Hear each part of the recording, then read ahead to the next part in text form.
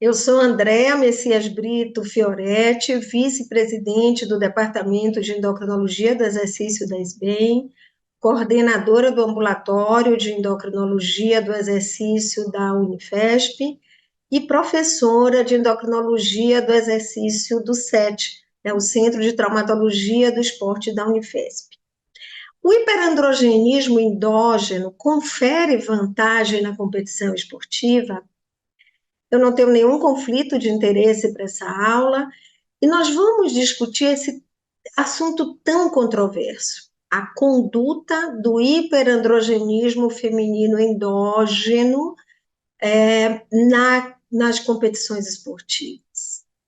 Até que ponto uma mulher com excesso de testosterona deve ou pode competir com mulheres que têm uma testosterona em níveis dentro do normal? Esse assunto é muito palpitante, até porque suscita grandes discussões em relação à equidade e à justiça na legislação esportiva. Vejamos o caso de Semenya Caster, uma bicampeã olímpica sul-africana e tricampeã mundial de atletismo, que foi impedida de participar das Olimpíadas de 2024 por não, por se recusar a reduzir seus níveis de testosterona. Nós sabemos que até a puberdade, homens e mulheres apresentam performances esportivas semelhantes, mas após a puberdade, os homens, por conta da produção maior de testosterona, apresentam vantagens no desempenho aeróbio e no desempenho anaeróbio, até porque apresentam níveis de testosterona que são constantes durante a maior parte da vida. Os dados da Olimpíada de 2016 no Rio nos mostraram que a diferença entre os sexos nas várias modalidades esportivas vai em torno de 8,4% a 26,7% a favor dos homens. Eles apresentam melhores performances e é exatamente por isso que as competições olímpicas são categorizadas a depender do sexo. Sendo assim, por conta dessa diferença entre homens e mulheres baseada nos níveis de testosterona, as mulheres hiperandrogênicas teriam vantagem nas competições com mulheres normoandrogênicas?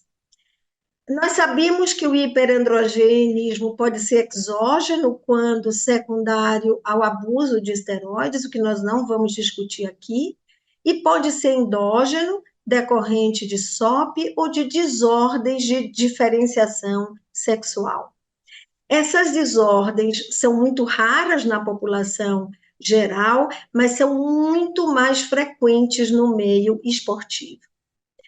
E o que se sabe é que algumas dessas desordens podem conferir vantagem e muitas vezes com a redução dos níveis de testosterona, essa desvantagem diminui.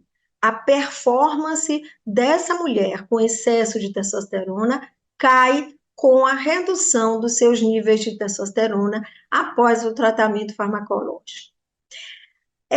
Vamos discutir um pouquinho o que acontece no SOP, né?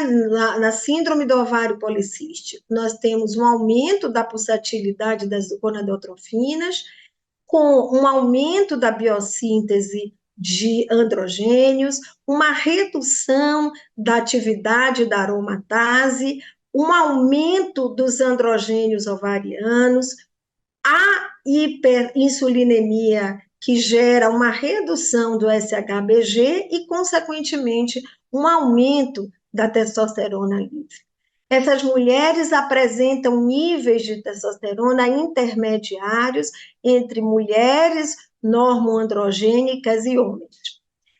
E quando se compara mulheres oligomenorreicas, hiperandrogênicas, com mulheres com ciclos menstruais normais, atletas com ciclos menstruais normais. O que se vê é que as oligomenorreicas apresentam uma relação testo-SHBG algumas vezes superior à de mulheres atletas que menstruam normalmente. O que acontece, então, com essas mulheres que apresentam essa relação maior? Elas têm níveis de testosterona mais altos e são consideradas hiperandrogênicas. Então, são mulheres que muitas vezes têm o quadro da oligomenorreia, logicamente, da amenorreia, e diferente das mulheres que têm uma amenorreia funcional hipotalâmica, apresentam níveis de testosterona altos e uma pulsatilidade dos níveis de LH. As mulheres que têm quadros de REDS, elas apresentam uma testosterona mais baixa e uma supressão dos níveis de LH.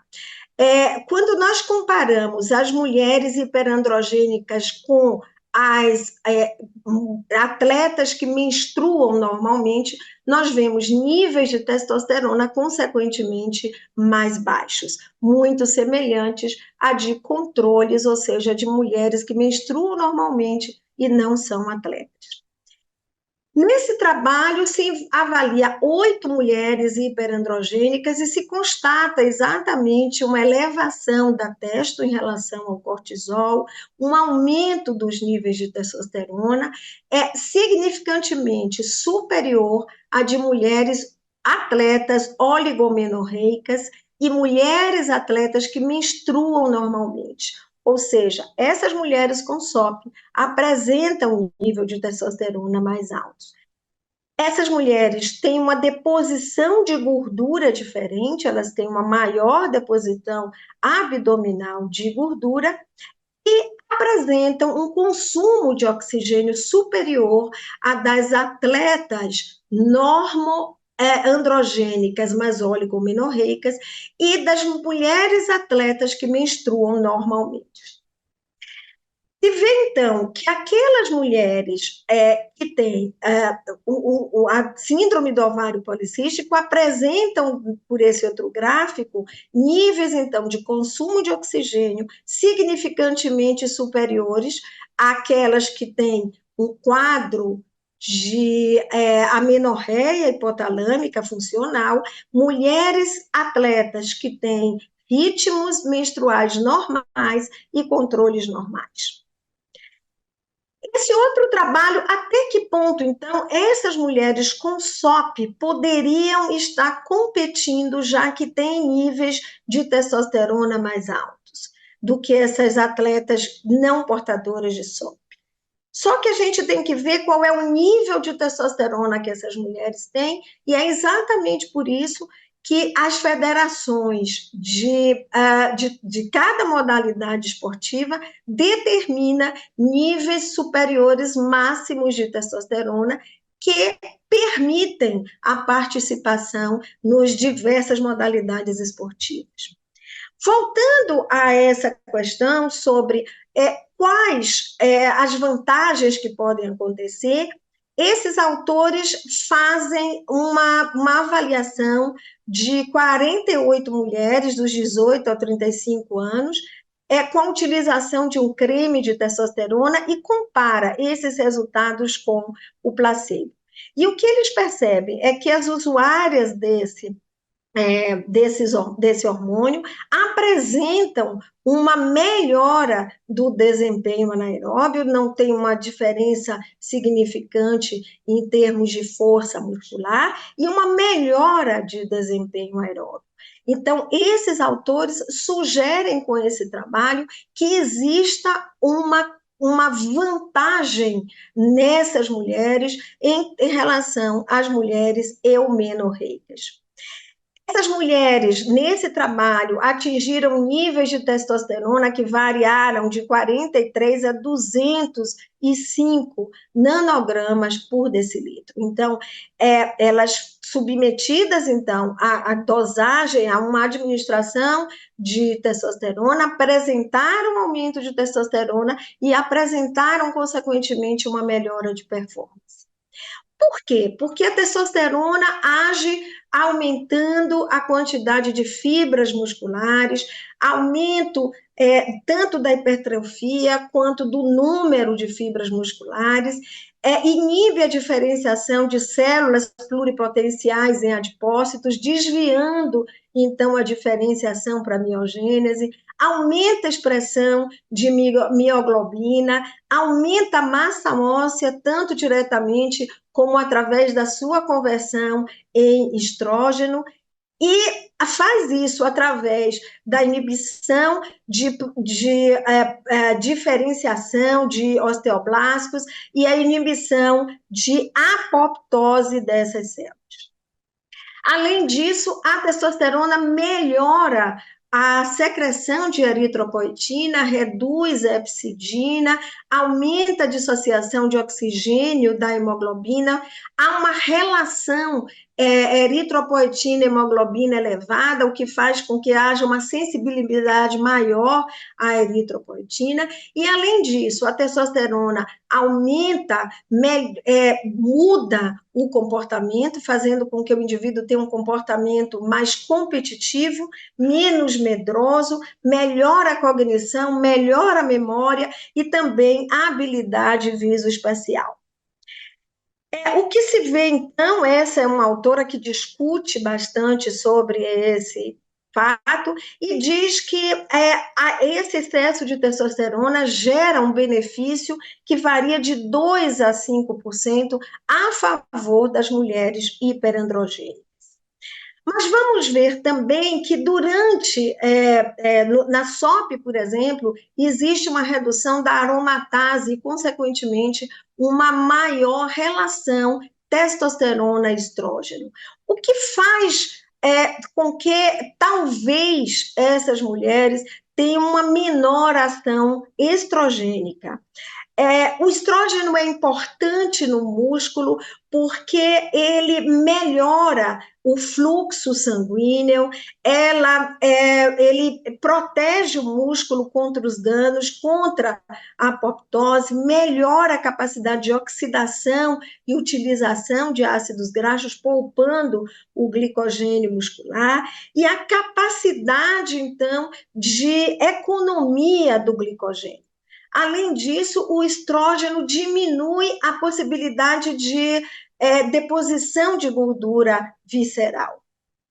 Então, até que ponto realmente o excesso de testosterona geraria uma vantagem e até que ponto essa vantagem seria decisiva numa vitória, numa competição?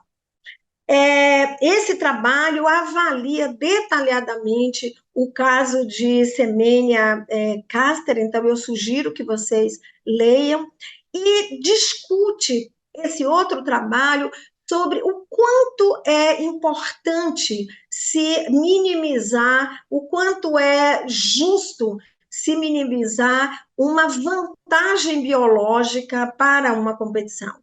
O que se sabe é que o sexo humano, na verdade, não é binário, a gente tem diversas constatações em relação a isso, mas as competições ainda são binárias, e o quanto isso precisa ser mudado? Né? Então, essa vantagem conferida pela testosterona é maior do que a vantagem conferida, por exemplo, para aqueles indivíduos que têm uma maior capacidade de produção de eritropoetina e, com isso, eles têm uma maior capacidade de consumo de oxigênio, de potência aeróbia. Então, até que ponto é justo com uma atleta que tem um excesso de testosterona, exigir que ela trate esse excesso de testosterona? No caso da Semenya Caster, ela foi impedida exatamente porque ela se recusou a reduzir seus níveis de testosterona. E essa grande pesquisadora e grande discutidora, a Silvia Camporese, ela discute algumas alternativas para se tentar resolver esse problema. Então, ela coloca sobre a criação de novas categorias no esporte.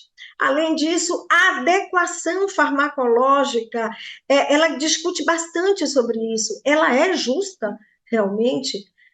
Além disso, aquele indivíduo que tem uma melhora, um benefício no esporte, ele deveria ser submetido a uma adequação em termos de vestimenta, de ambiente durante a competição. Então, por exemplo, o que, é que ela sugere? Esses indivíduos, exatamente por terem um benefício, eles deveriam utilizar uma vestimenta que fosse mais pesada, para daí gerar uma equidade em relação às outras competidoras, às outras atletas. E aí a gente pensa também até que ponto, por exemplo, no caso do SOP, a resistência à insulina não seria uma desvantagem no esporte. Até que ponto o fato dela ter uma hiperinsulinemia geraria um risco maior da deposição de gordura em região abdominal, como nós vimos naquele trabalho anterior, né? Então, seria realmente uma vantagem essas mulheres com SOP terem um aumento na quantidade de testosterona? Então, como mensagens finais, eu gostaria de dizer que existem controvérsias, essas controvérsias são extremamente importantes, até para que se tenha uma justiça, tanto para as mulheres que apresentam excesso de testosterona, como para as atletas que não apresentam. Até que ponto permitir que essa mulher que tem um excesso de testosterona compita com essa que não tem, realmente favorece, realmente desmerece o trabalho das mulheres atletas normoandrogênicas, né? E geralmente o que se vê é que, de uma maneira geral, alguns autores admitem que a testosterona confira um benefício em torno de 2 a 5% em relação às mulheres normoandrogênicas. Existem, então, evidências que devem ser levadas em consideração na controvérsia sobre a elegibilidade das mulheres com hiperandrogenismo nas competições dos esportes femininos. A controvérsia se baseia também na falta de evidência sobre o benefício da testosterona em cada caso. Ou seja, se naquela atleta, naquela modalidade esportiva, esses níveis de testosterona realmente resultariam num benefício. E até que ponto a típica composição corporal que a gente encontra, por exemplo, nas portadoras de SOP, a deposição de gordura abdominal, a resistência à insulina, a maior relação testo-estrogênica, até que ponto todos esses fatores iriam minimizar a pretensa vantagem da testosterona em algumas modalidades esportivas? E, por último, até que ponto uma diferença em termos de 2% seria justificativa para se banir um atleta para participar de uma competição? Então, eu sei que eu não trouxe respostas aqui, porque é realmente um assunto extremamente controverso e que precisa ser muito discutido para evitar qualquer injustiça no esporte. Eu quero agradecer a equipe com a qual eu trabalho, o Clayton Macedo, a Tatiana, o Cris Barcelos, os professores de educação física, os nutricionistas e o psicólogo Mauro Brito, por todo o apoio no trabalho, e deixo aqui os meus contatos, tanto de e-mail como de Instagram. Muito obrigada pela atenção e disponibilidade de tempo de vocês.